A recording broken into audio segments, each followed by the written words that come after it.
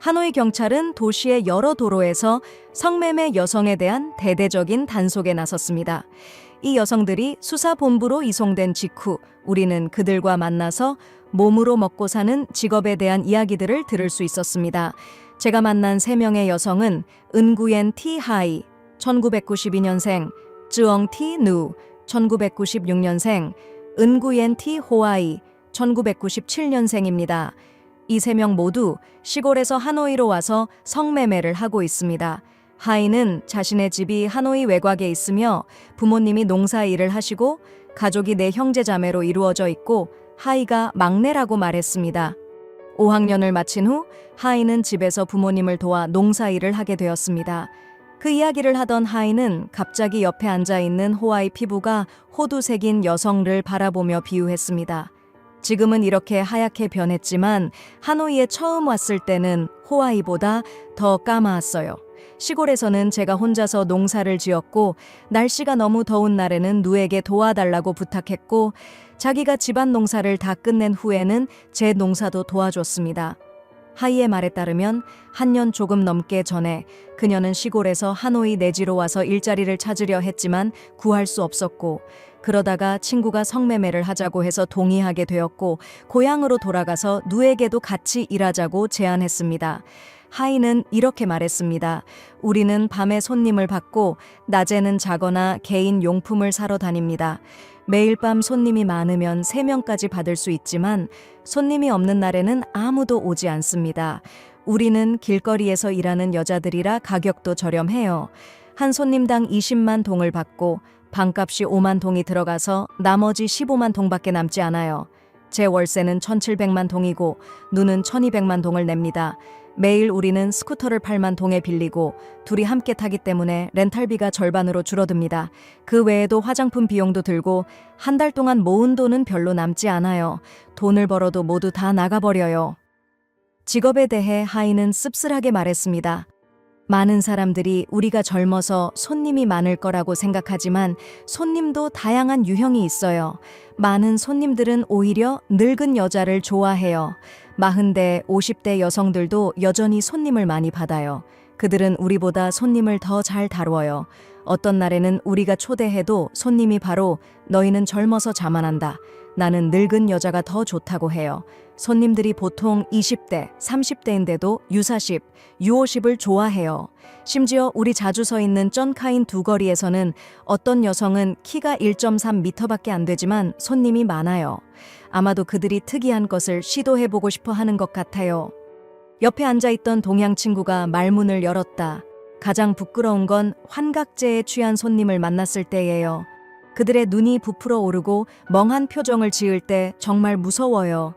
그런 모습을 보이는 손님이 차를 멈추면 우리는 바로 거절해요.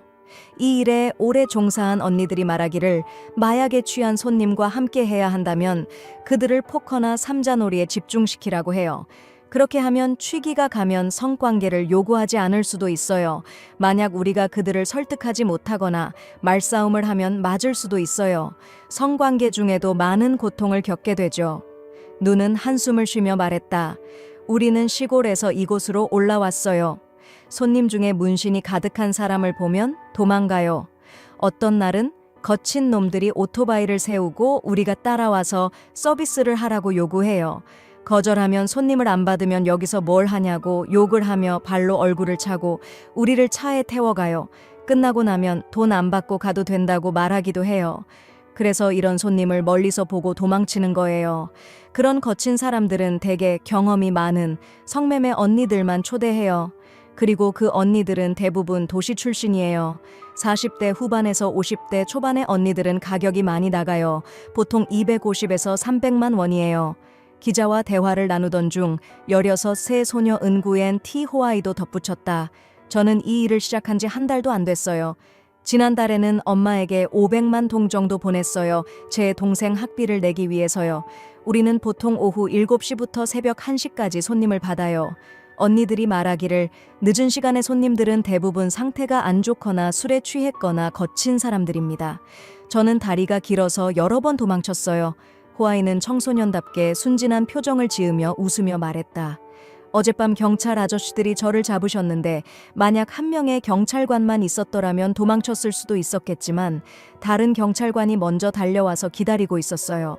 경찰서에 오니 경찰 아저씨들이 이 일 그만두고 집에 가라. 먹고 살 것이 있으니 왜 여기서 떠돌아다니냐고 하셨어요. 저는 엄마에게 보증을 부탁하고 데리러 오시게 했어요. 아마 지금쯤 엄마가 오고 있을 거예요. 잠시 멈추고 호아이는 얼굴을 찡그리며 계속 말했다. 언니 한이와 언니 누는 저와 함께 쩐카인 두 거리에서 손님을 맞이하곤 해요.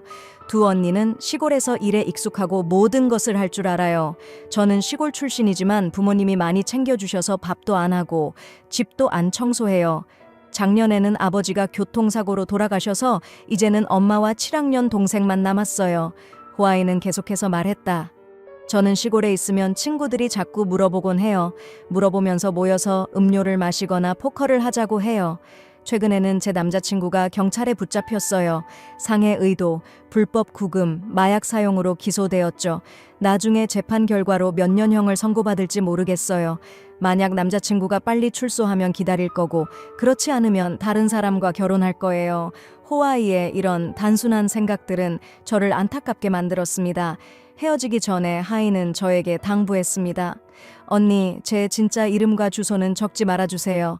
부모님은 제가 여기서 카페에서 일한다고만 알고 있고 이런 더러운 일을 하고 있다는 건 모릅니다. 시골에서는 이미 결혼 제의를 받은 사람이 있어요. 만약 일정대로라면 한 달 반 후에는 시골로 돌아가서 결혼할 예정이에요. 그리고 누는 의무군인 남자친구가 있어요. 두 사람은 그 남자친구가 제대하면 결혼할 예정이에요. 하노이시 경찰은 관련 기관 및 단체와 협력하여 성매매 범죄에 대한 강력한 단속을 집중적으로 진행하고 있습니다. 성매매가 심각한 문제로 제기되는 장소, 복잡한 지역, 성매매가 이루어지는 업소 및 인터넷을 통한 성매매 알선 네트워크를 정기적으로 점검하고 단속하고 있습니다.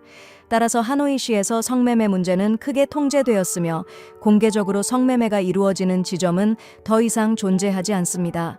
앞으로도 범죄와 사회적 문제, 특히 성매매 문제는 계속해서 복잡하게 전개될 것이며 대응할 대상은 더욱 다양하고 복잡해질 것입니다. 하노이 경찰에 따르면 마약 및 성매매 방지 작업의 효과를 달성하기 위해서는 먼저 인식을 높이고 마약 및 성매매 방지 작업이 지속적이고 일관되게 인내심을 가지고 진행되어야 한다고 강조했습니다. 예방을 중심으로 성매매 문제에 대한 상황을 적극적으로 파악하고 기본조사, 지역조사, 대상조사, 비밀 협력자 네트워크 구축 및 활용 등 종합적인 수사 방법을 시행해야 합니다.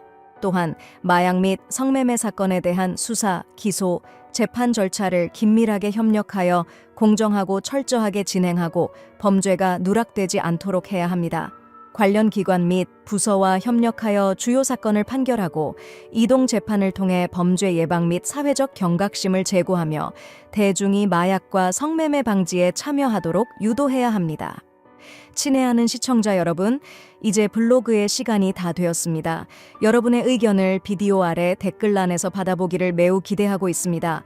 프로그램이 마음에 드신다면 좋아요, 공유, 구독 버튼을 눌러 최신 비디오에 대한 알림을 받으세요. 여러분, 다음 프로그램에서 다시 만날 때까지 안녕히 계세요.